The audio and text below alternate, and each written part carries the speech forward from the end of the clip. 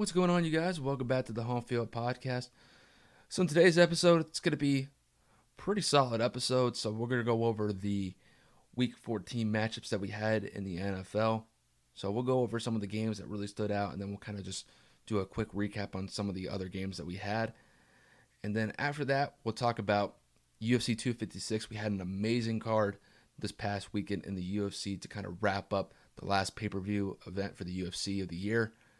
And then we'll talk about the unfortunate decision, as Dan Mullen likes to call it, with the Florida Gators player by the name of Marco Wilson essentially costing the Florida Gators a potential shot to get into the playoffs this year by chucking one of the LSU's cleats over 20 to 25 yards at the end of the game that ended up costing the Florida Gators by the score of 37 to 34. So with that said, you guys, let's dive into this episode. Hope you guys enjoy it. Like I said, let's get to it.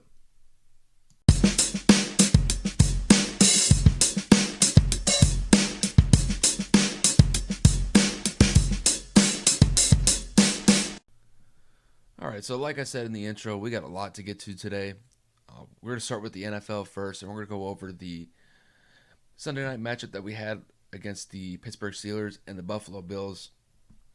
Really, this was a matchup between really two of the top three teams in the AFC at this point. And the Buffalo Bills get the win at home, beating the Steelers by the score of 26 to 15. This was a game where it seemed like it was a slow start for both teams. Really, both teams were trying to figure out just some sort of rhythm to get started.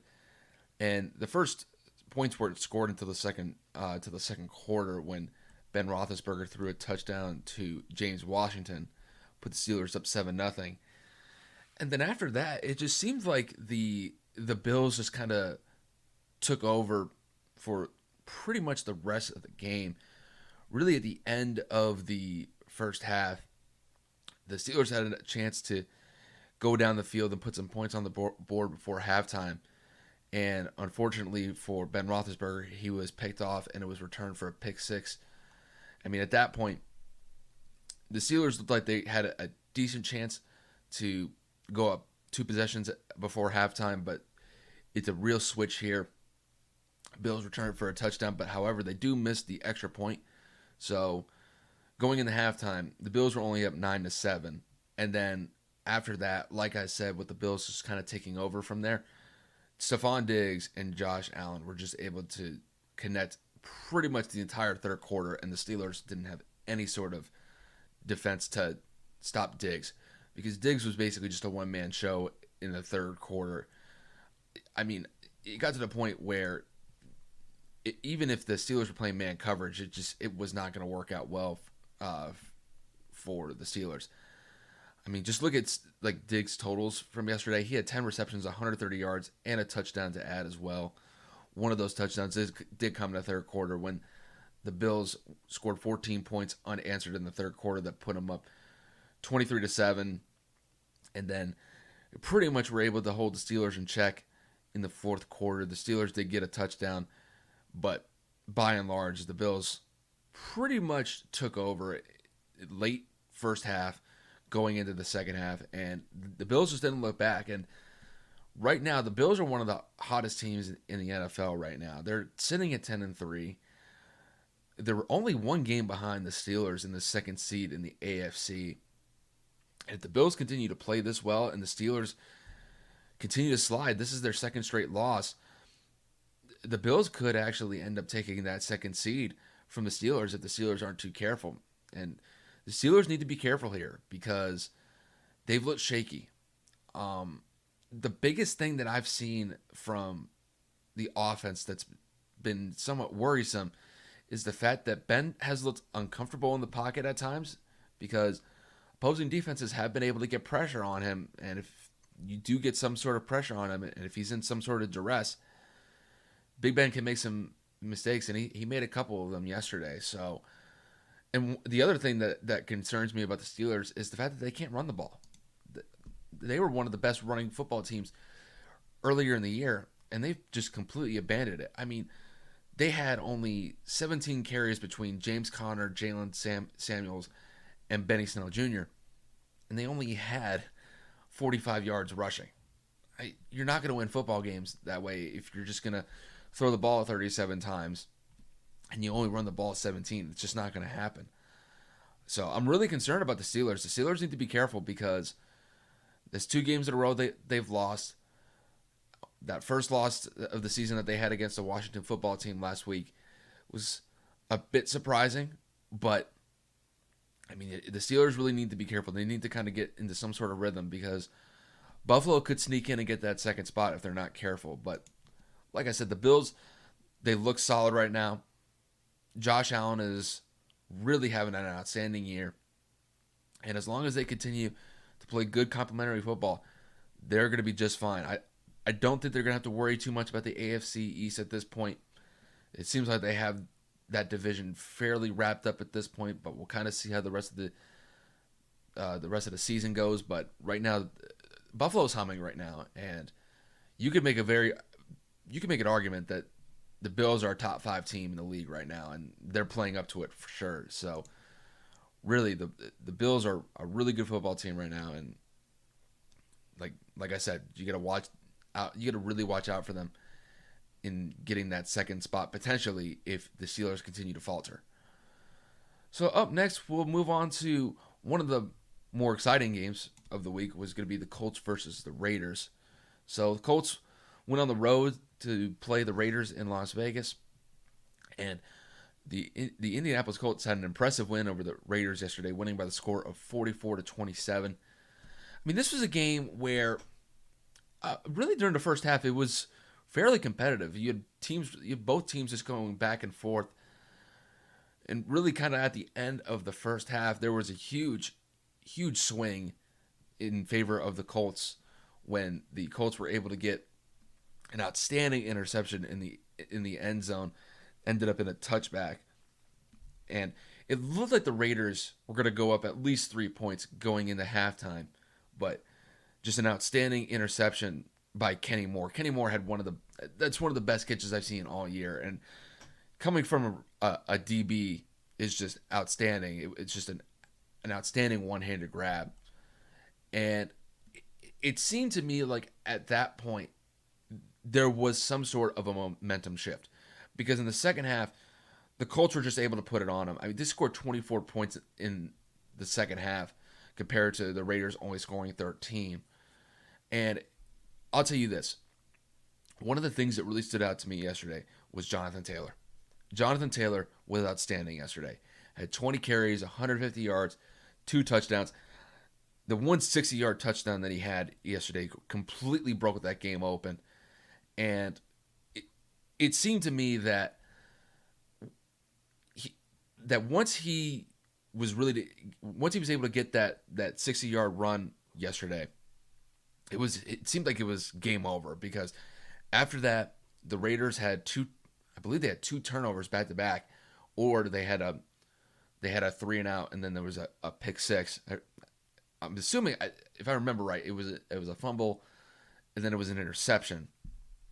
When that interception led to a pick six, and I mean at that point the game was over. At that point, I believe the Raiders were down 44-20, so the game was well out of reach at that point. And I'll tell you this, the Colts had an outstanding performance, not from just the offense. The offense was outstanding yesterday by putting up over 30 points yesterday, and I'm not including the pick six that was from the defense. But to go on the road, score 37 points, just an outstanding performance from the offense. But the defense showed up when it needed to, especially in the second half. Really getting those interceptions and forcing the ball forcing Derek Carr to fumble the ball. Those are big plays, and in large part, there's the reason why the Colts won yesterday. So, I mean, with the win, the Colts moved to 9-4.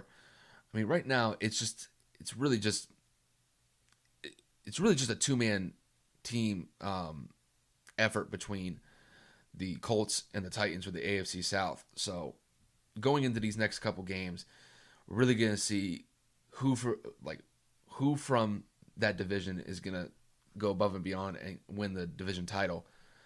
And at this point, I really can't say which team is more favored to win, just because I think both teams are actually playing pretty well right now. But just looking at where the Colts stand right now, Philip Rivers has looked outstanding the last couple weeks. Yesterday, he completed almost 75% of his passes yesterday. Didn't turn the ball over. Looked fairly comfortable passing to pretty much the entire wide receiving core yesterday. But really, what stood out to me was the connection that he had with T.Y. Hilton. If they can really get that connection going for the last couple weeks in the season, for the last couple weeks in the season, and then potentially in the playoffs, that really bodes well for them. Really just continue to run the ball with Jonathan Taylor. I think really at this point, Taylor has kind of set himself up as the number one back compared to the rest of the running backs that they have, compared to Jordan Wilkins and Naheem Hines. Just give Jonathan Taylor the ball more. I think really sky's the limit with him. And I know he's only a rookie, but he has played extremely well the last couple weeks. And today I thought yesterday was really his breakout game. Yesterday, 20 carries, 150 yards, 2 touchdowns. Just an outstanding performance from him. And I do expect more from him as the season kind of wanes in the next couple weeks. But an outstanding win for the Colts yesterday. And it does keep them alive in that AFC South title race between them and the Titans. So good win for the Colts overall. So up next, we'll move on to the Bucks versus the Vikings. So the Bucks got the win yesterday against the Vikings, winning by the score of 26-14. And just looking at this game, the Bucks needed this win. They had been struggling the last few weeks, but they do get back on track, beating the Vikings, who are a team. The Vikings have been a team on the rise the last couple of weeks. Just about a month and a half ago, just the team looked like it really couldn't go anywhere. And then all of a sudden, the Vikings just were able to pull off some impressive wins to get them back in the playoff race. But the Vikings were able, the Bucks were able to keep the Vikings pretty much in check for most part yesterday. Because I will say this, because the first half, the Vikings looked pretty good. Dalvin Cook was running pretty effectively. Kirk Cousins looked pretty good, but they really couldn't sustain it in the second half, just because I thought the Bucks defense was able to get some good pressure on Kirk Cousins. I believe they sacked him 5 or 6 times yesterday, and most of those sacks came in the second half. So, I mean, just looking at this game from the Bucks standpoint, the Bucks, they did start off kind of slow.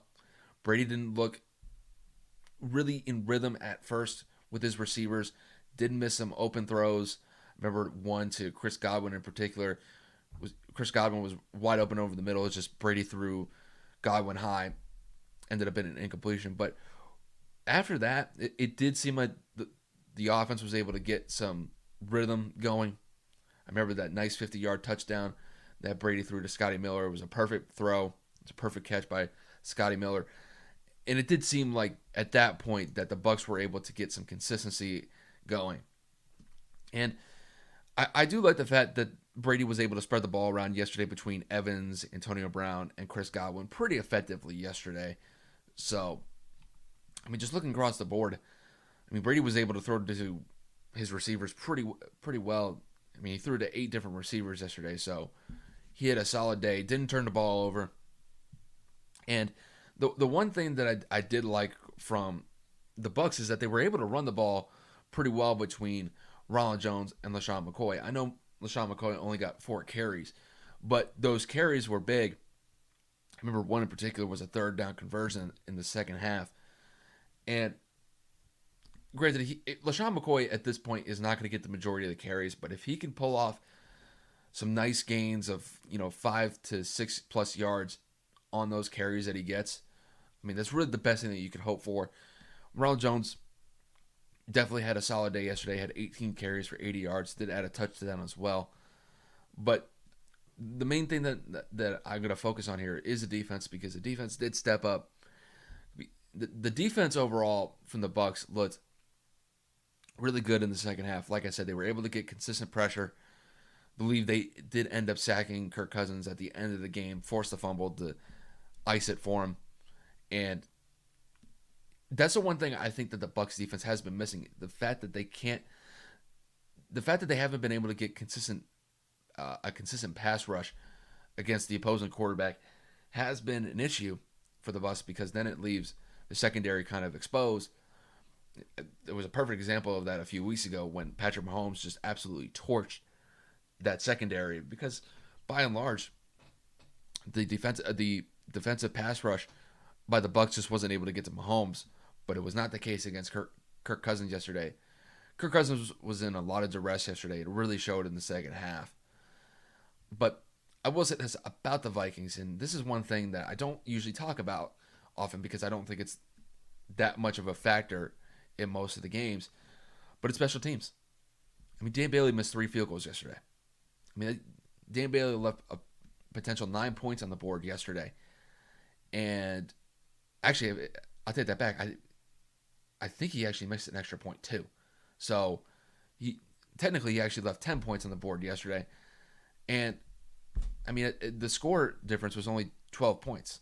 So, I mean, instead of a 26-14 game, it could have potentially been a 26-14 game. I mean, excuse me, 26-24 game. And I mean, at that point, all you're talking about is a field goal difference. And that's, I mean, in that case, it's just an absolute killer for the Vikings because, by and large, the Vikings were able to move the ball pretty well yesterday.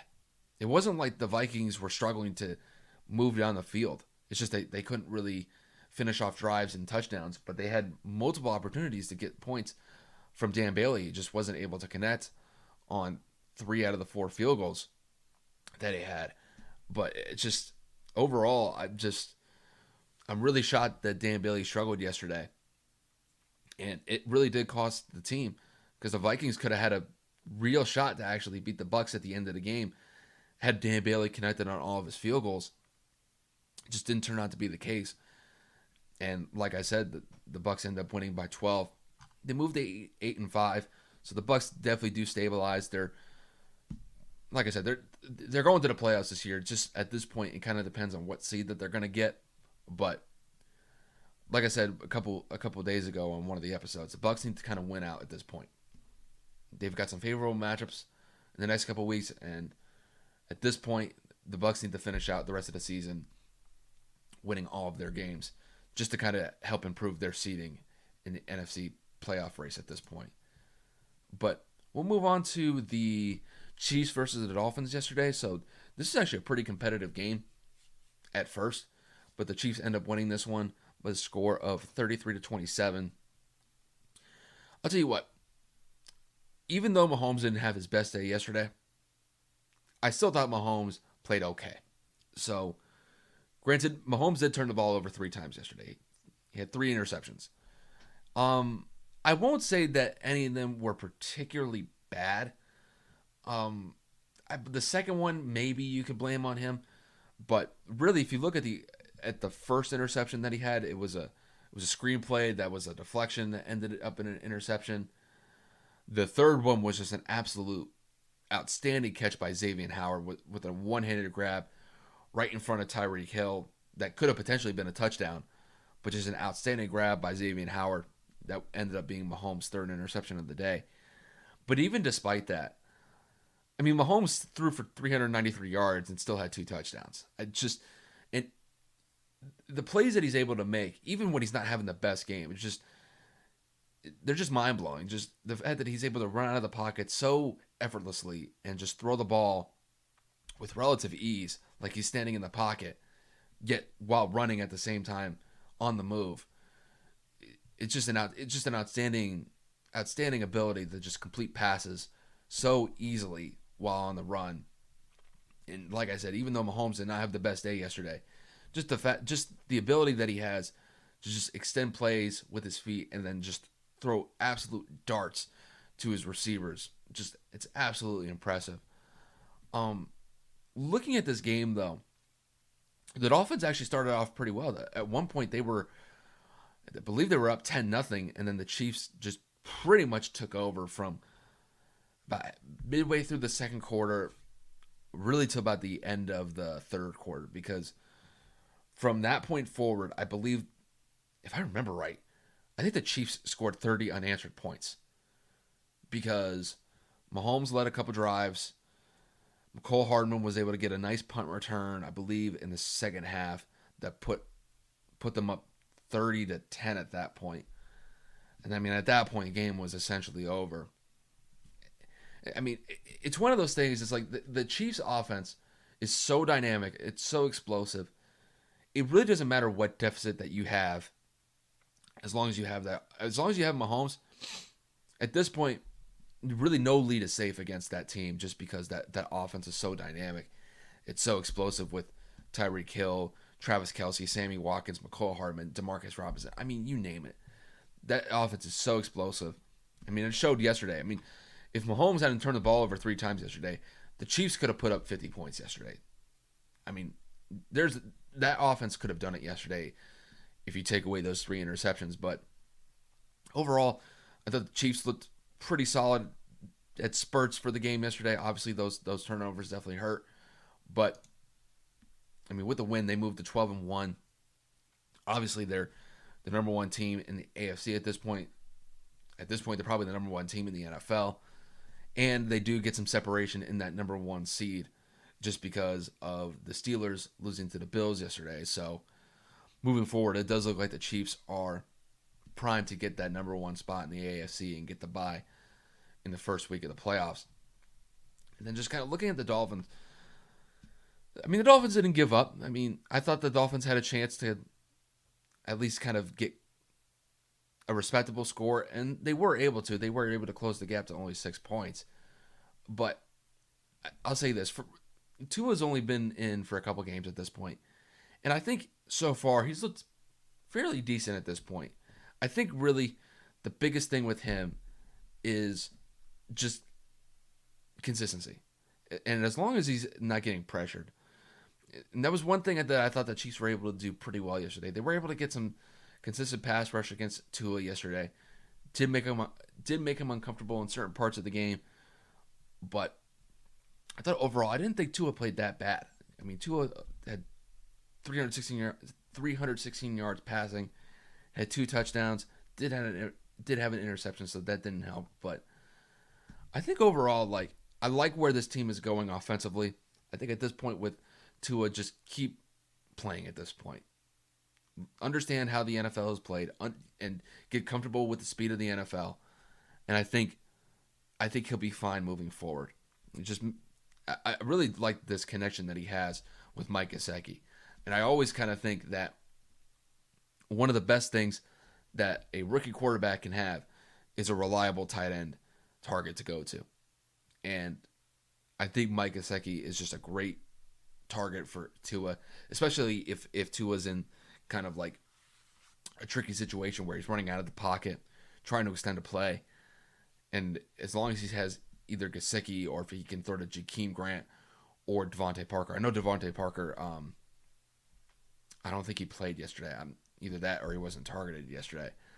But overall, like, I like this connection that Tua has with Mike Gesicki. And if they're able to keep continuing that connection, I really think that's a solid combo between the two of them. So, yeah, I'm not going to really talk too much about the Dolphins' defense. Yeah, they did get those 3 interceptions, but you're going up against Patrick Mahomes. That's a really difficult challenge, but you're only going to be able to hold up that defense so long against Patrick Mahomes just because he's just too good, even with the 3 interceptions. I think the Chiefs had 4 turnovers yesterday, and they still handily beat the Dolphins for the most part yesterday. So it really goes to show how dynamic this team is on the offensive side of the ball. But, I mean, the Dolphins are 8-5. Not really worried about their playoff chances. They're in a solid position right now. The only thing is they really can't lose these next couple games that they have. They're sitting at 8-5, but they got to be careful. So, like I said, I don't think that they're going to be too affected in the playoffs in these next couple of weeks, but I think moving forward, I think the Dolphins are going to be just fine, but they got to make sure that they win these next couple of matchups in the weeks ahead. So, definitely keep an eye on the Dolphins in the next couple of weeks, but we'll see where it goes from there.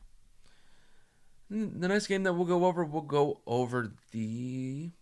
Let's see what game we'll go over here. We'll go over the Saints and the Eagles yesterday. This is a big game yesterday for the Eagles, because the Eagles at this point, they're pretty much hanging on to the NFC East race by a thread at this point, and going up against the Saints is not an easy matchup. But it was a big win for the Eagles yesterday. They win by the score of 24-21, and they improved to 4-8-1. They still are alive in the NFC East playoff race at this point. And really just looking back at this game, I thought the Eagles played really well. The Eagles got off to a really hot start in the first half, went up 17-0. It honestly should have been 20-0 at the end of the first half, but Jake Elliott missed a 22-yard field goal, which is just unacceptable. And just, I can't believe that he'd miss an absolute chip shot like that. But outside of that, I thought the Eagles played pretty much a perfect half for the most part, outside of that missed field goal. I mean, Jalen Hurts looked pretty solid yesterday. And it's kind of funny because, like, when I was watching Jalen Hurts yesterday, one of the things that kind of stood out to me is that he does kind of look like Russell Wilson at times when he's running out of the pocket trying to extend plays with his feet.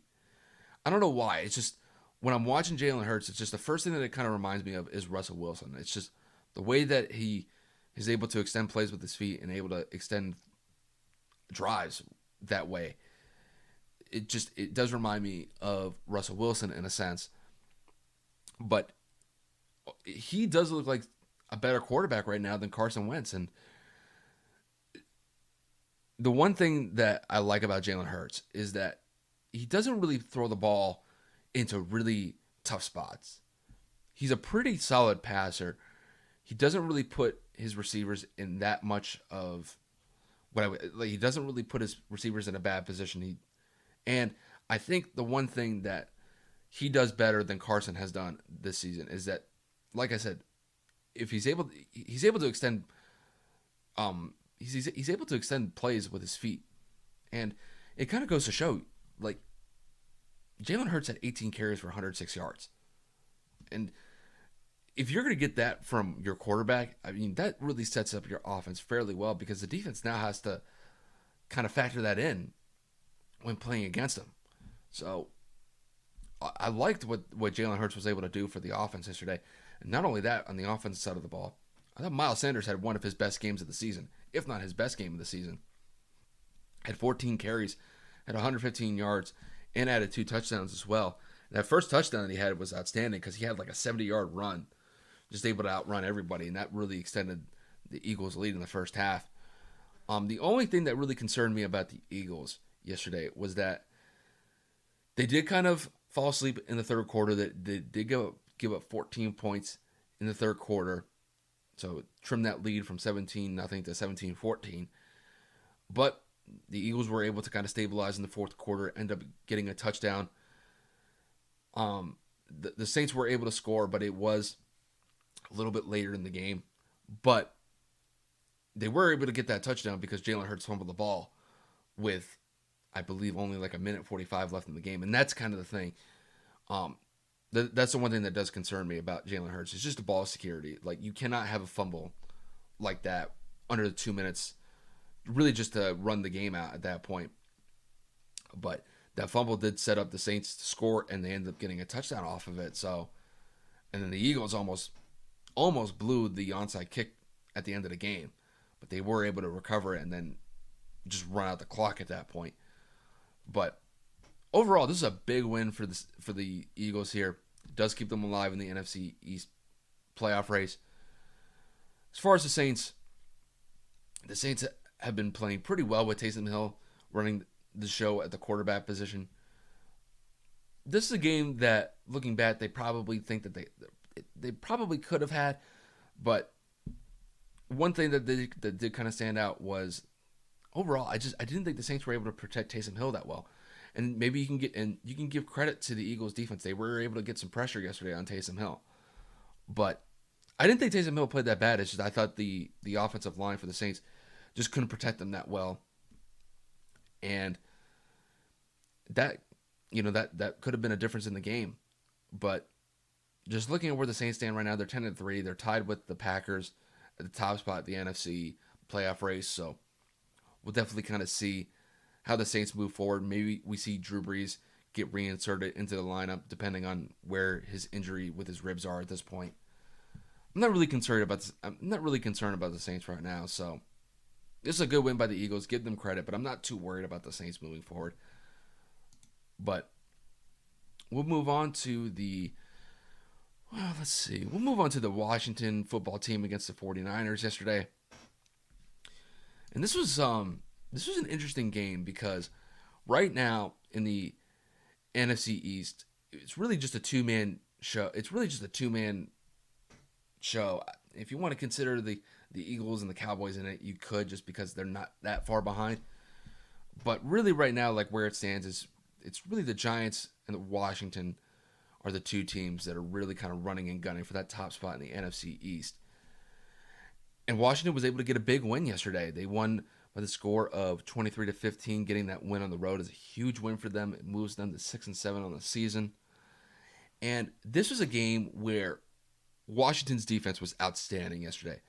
They were able to get not one, but 2 touchdowns from their defense yesterday. They had a scoop and score by Chase Young yesterday, and then they had a pick 6 on top of it.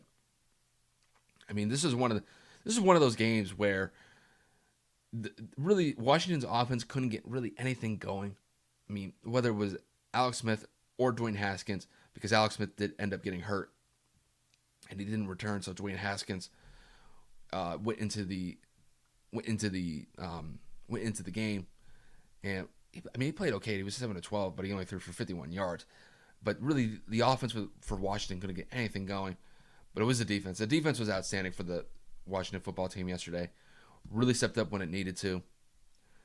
And then they kind of flipped it with the 49ers.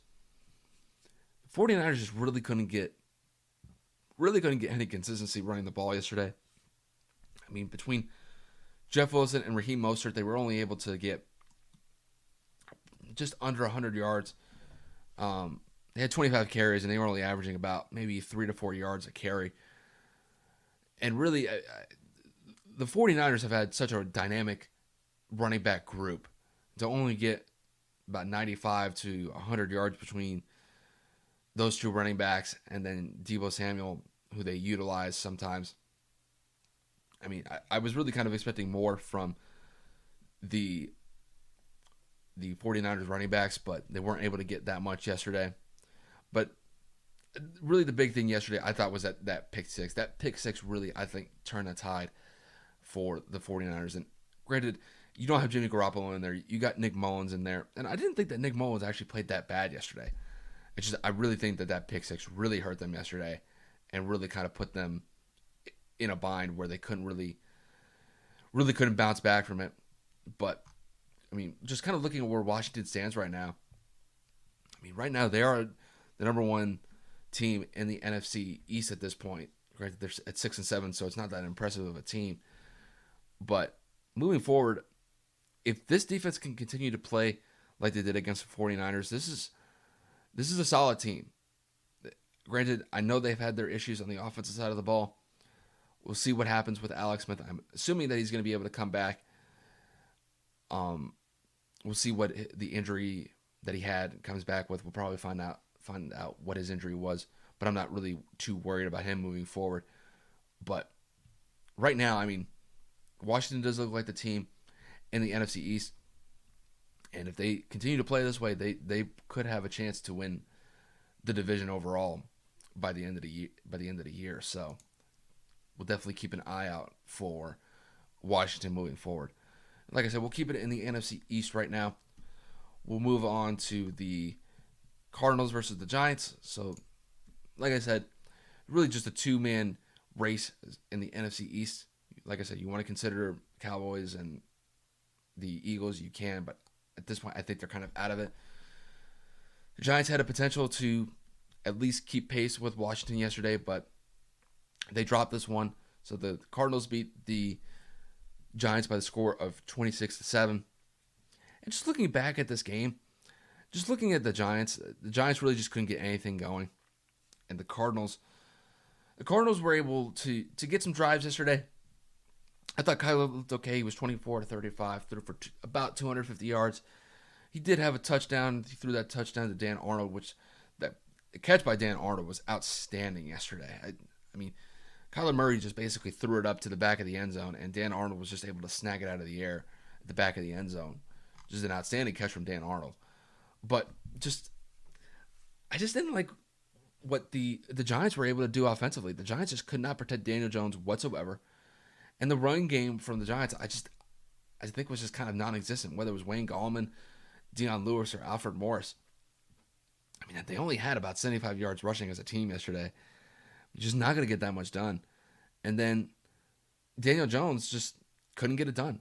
And the one thing that really stood out yesterday was that Daniel Jones could not hold on to the football yesterday. I think he lost the ball 3 separate times yesterday.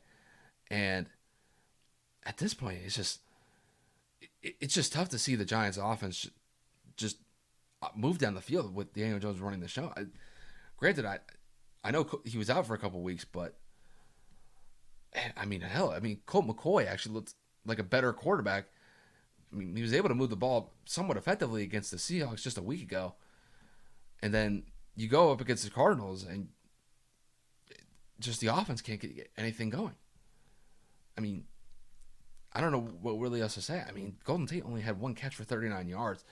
Sterling Shepard only had 3 for 35. Darius Slayton only had 3 for 30. It's just the offense really couldn't get anything going. But give credit to Cardinals defense. The Cardinals defense, I thought, played outstanding yesterday. They were able to get a consistent pass rush against Daniel Jones and Colt McCoy at times.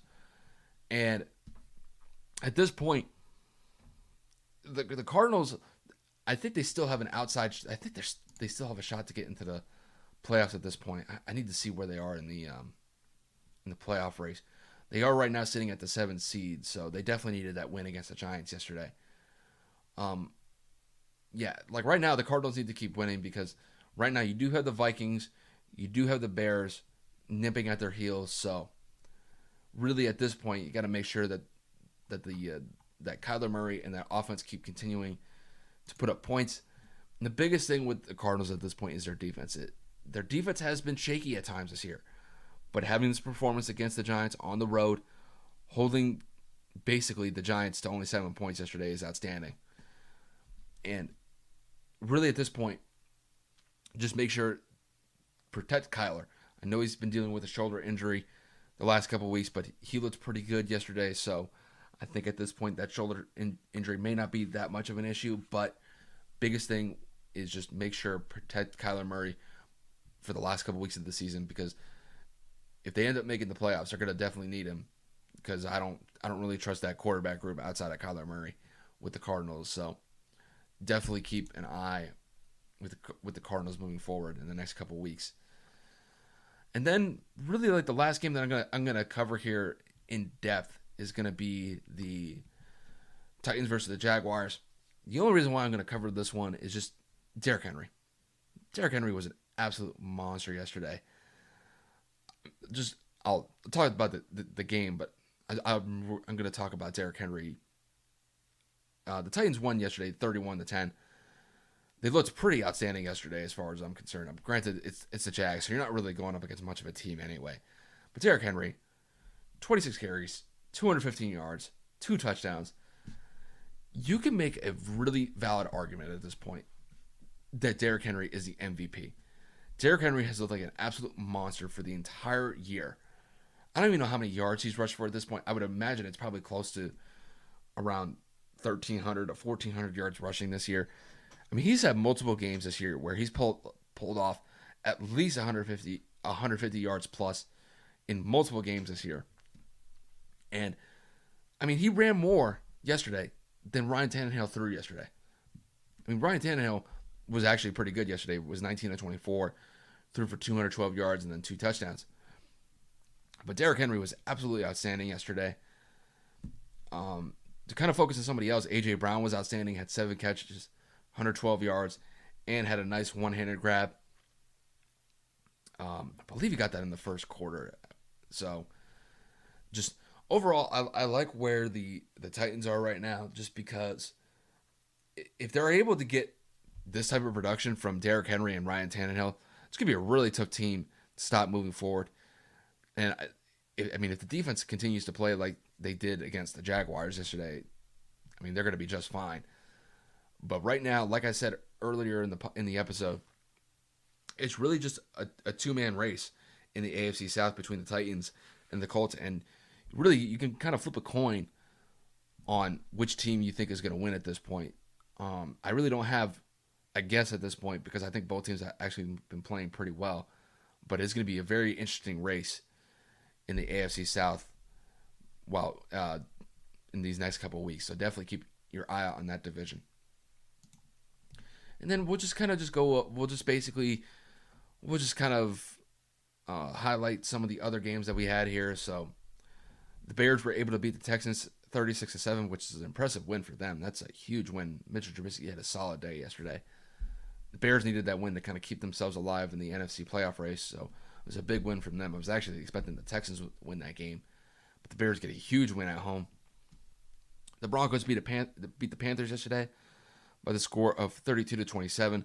It's a big win for the Broncos. I know they're not going into the playoffs this year, but it was a big win for them because I was really expecting the Panthers to win that game. Kind of a surprise to me, but Broncos get a win on the road against the Panthers. After that, the Seahawks just absolutely destroyed the Jets yesterday by the score of 40-3. The Seahawks looked outstanding yesterday. After the field goal that the Jets got in the first quarter, they didn't do anything. Russell Wilson looked outstanding yesterday. Just overall, the team looked outstanding against the Jets yesterday, so big win for the Seahawks there. Packers beat the Lions by the score of 31-24. I thought Aaron Rodgers was outstanding yesterday. The Packers are sitting pretty at 10-3. They just continue to hum. Right now, you can make a pretty solid argument right now that Aaron Rodgers is probably the MVP of the league. It's either him or Patrick Mahomes at this point, as far as the top two guys that I think, and then Derrick Henry's probably third. But really, at this point, Aaron Rodgers has been outstanding. Put up 31 points yesterday, so definitely the Packers look solid right now. And then the last game to really focus on here is the Falcons and the Chargers, and the Chargers get a win at home, beating the Falcons by the score of 20-17. I mean, it was a bounce-back win for the Chargers after getting absolutely annihilated by the Patriots last week by the score of 45-0. So it was a big win for Justin Herbert. At least gets his confidence back a little bit in this game. Yeah, I mean, these teams aren't really going anywhere, so it's not really that much of a game to cover or focus on here, but it's a good win for the Chargers yesterday. So that'll pretty much wrap up the NFL portion of the episode. We do have one more game this week between the Ravens and the Browns.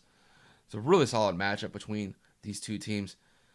I did pick the Browns to win this game, so I do think it's going to be a competitive game, but I think the Browns overall are just a better team than the Ravens at this point, so I expect the Browns to get this win for the last game of the week. So that'll wrap up the NFL portion of the podcast. We'll move on to the UFC. So the UFC, we had a solid card on the UFC this past weekend, and really the two big fights that we had were Tony Ferguson going up against Charles Oliveira, and then we had a title fight between Deiveson Figueiredo and Brandon Moreno in the flyweight division. And we'll start with the title fight between Figueiredo and Moreno. This was arguably one of the best fights that I've seen all year. This was a fight where it looked like Figueiredo definitely had some control in the first round or two. But really, I'll say this, Brandon Moreno came back strong in the third and fourth rounds, was able to really put some shots on Figueiredo. And it looked like at certain points in the third and fourth round where Figueiredo was in trouble. And Brandon Moreno had one hell of a chin to take some of the shots from Figueiredo, and he was able to get some solid shots back on Figueiredo. And then really kind of the fifth round, I thought Figueiredo was really able to set himself apart just enough to hold off Moreno in the fight. But just looking back at this fight, though, this fight was outstanding from beginning to end. The pace of this fight was absolutely insane. I mean, these guys, going in, I think only weigh 125 pounds, but I mean, looking after the weight cut, it looked like Figueiredo was probably somewhere around 145 to 150 going into this fight. So, but just the overall pace was just outstanding. Just one of the best fights I've seen all year. Figueiredo did end up retaining the belt. It did end up in a draw, so it wouldn't surprise me that within the next couple months or so, or probably sometime in 2021, that we do get a rematch between these two. It was an absolutely outstanding fight, and it's one that I hope we get to see sometime in the future, hopefully sometime in 2021. And then we move on to the Charles Oliveira-Tony Ferguson fight. This was just an absolute dominating performance from Oliveira. Oliveira gets the decision. I believe it was like a 30-26 or 30-27 decision. I mean, at this point, Charles Oliveira is probably is really kind of an up-and-coming contender in the lightweight division in the UFC at this point. So, one of the things that just stood out for me in that fight between Oliveira and Ferguson was Oliveira's ground game was outstanding the entire fight. I mean, it just seemed like Tony Ferguson just couldn't get off the mat, just because Oliveira would be able to take Tony Ferguson down with relative ease, and Ferguson really couldn't get out of it. I mean, pretty much by and large, Ferguson was on his back the entirety of the fight. And really, I didn't even think Charles Oliveira really got hit that much by Ferguson. It was Ferguson who was really taking the shots. So, just looking at the impact of this fight, though, I think Oliveira is definitely a contender in that division, in that lightweight division. And I think at this point, I think Tony Ferguson's days in the lightweight division are coming to an end. You can never count the guy out. It's just at this point, it does seem like age is starting to affect him. I think it really kind of showed itself in that Justin Gaethje fight a couple months ago, and I think it showed up again here. I just don't think that Tony Ferguson is going to have that shot to get back to the top of the lightweight division. He's always going to be somebody to keep your eye out for, but with the way that he's looked these last couple of fights against Gaethje and Oliveira, I'd be really surprised if he's able to turn it around. I just think at this point, I think his days contending for that top spot in the lightweight division are over. You got some real killers in that division too. I mean, now that Khabib may be out of the picture, you got Conor McGregor, Dustin Poirier. Now you got Oliveira in the mix. I mean, that is a solid division from top to bottom. And I don't know where Tony Ferguson is at this point. But yeah, you can make a case that Tony Ferguson's age may be becoming a factor just because these are some real young killers in that division. So it does look like Tony Ferguson, I think his contending days in the division are probably over. But I mean, really just overall, that main card from UFC 256 was just outstanding. I think outside of the one female fight that we had, I think I remember the first couple of fights all ended up in knockouts. And then really the last three fights were solid from top to bottom. So overall, I thought it was just an outstanding card for UFC 256. And I believe the next major fight that we have in the UFC is going to be Conor McGregor versus Dustin Poirier. And that is going to be at the beginning of 2021. But really for the last pay-per-view event for the UFC, this was a solid card, one of the better ones of the year, and it's definitely setting up 2021 for it's setting up the UFC for a solid start to 2021 when you got that Conor versus Dustin Poirier matchup, I believe in the first week or two in January. So definitely keep your eyes out for that. And then really the last thing that I'm going to cover on the episode is a little bit of college football, and really the only game that I'm going to focus on here is the Florida Gators versus the LSU Tigers. So the Tigers were able to get a huge upset in the swamp against the Florida Gators this past weekend, beating the Florida by the score of 37-34. The only thing that I'm going to focus on for this game is Marco Wilson, because Marco Wilson made one of the most boneheaded decisions I've ever seen. So it's 34-34. It's about 2 minutes left in the game, and it looks like the Florida Gators are going to force LSU to punt the ball. And I believe it was a 3rd and 10.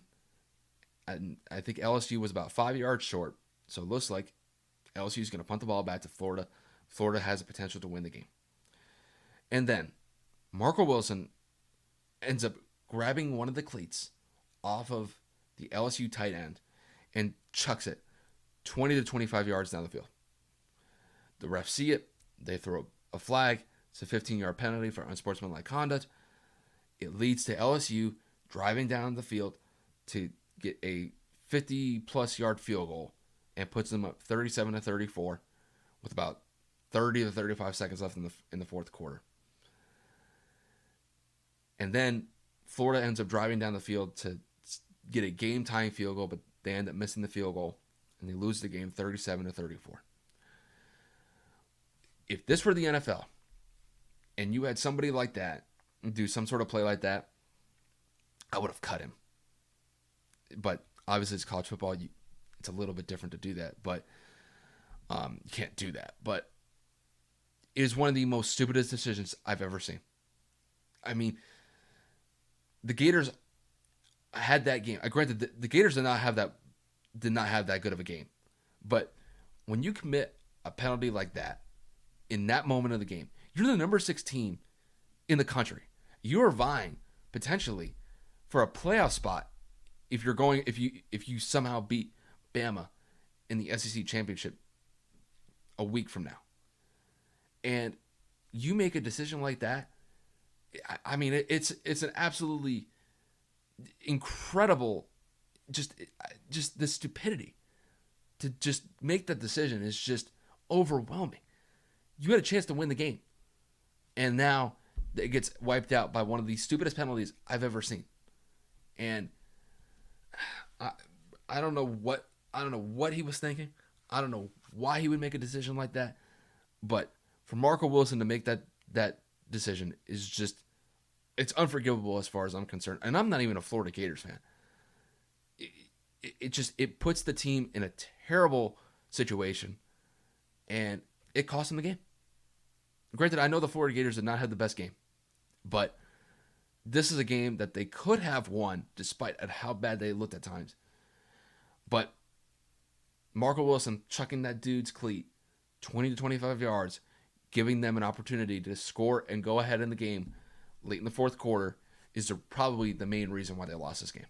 I'm just absolutely stunned that somebody like that would make a decision like that. It's just absolutely unacceptable as far as I'm concerned. And cost Florida the game. So, just a real... It's just unfortunate. If you're a Florida Gators fan, you're probably livid at the fact that this kid did this. And I don't know what else to say. I really don't know what else to say other than the fact that the Gators had a chance to win that game at the end, but that penalty really hurt them and really cost them the game in my eyes. So, with that said, though, you guys, I'm going to wrap up the episode there. Appreciate you guys tuning into the episode. Obviously, it has been busy the last couple of days in the sports world. It is going to get more so now that we've got really some championship games to focus on this upcoming week or the next week or two in college football. Obviously, we've got some tight races in the NFL at this point. We're going to see how some of these teams fare in the next couple of weeks, whether they make the playoffs or not, whether they get the top spot in their divisions or not. And then, obviously, we got basketball coming up in the next couple of weeks. We had some preseason games over the weekend, so things are definitely starting to shape up for a solid end to December, so things are going to get very busy. Definitely looking forward to all of these sports coming together: basketball, college football, NFL coming together. And you got the NHL starting pretty soon, starting in 2021. So things are definitely starting to get busy. So we definitely keep an eye on that moving forward. But like I said, you guys, appreciate you guys tuning in and take it easy, man.